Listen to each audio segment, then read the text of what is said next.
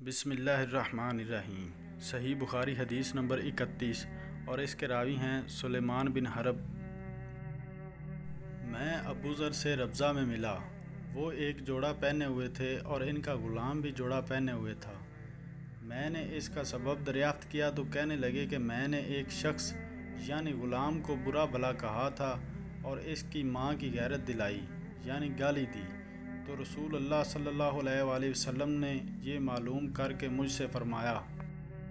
اے ابو ذر، تو نے اسے ماں کے نام سے غیرت دلائی ہے، بے شک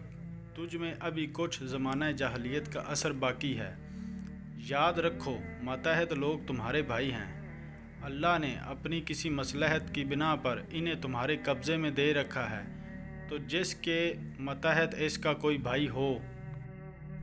تو اس کو بھی وہی کھلائے جو آپ کھاتا ہے اور وہی کپڑا اسے پہنائے جو آپ پہنتا ہے، اور ان کو اتنے کام کی تکلیف نہ دو کہ ان کے لیے مشکل ہو جائے، اور اگر کوئی سخت کام ڈالو تو تم خود بھی ان کی مدد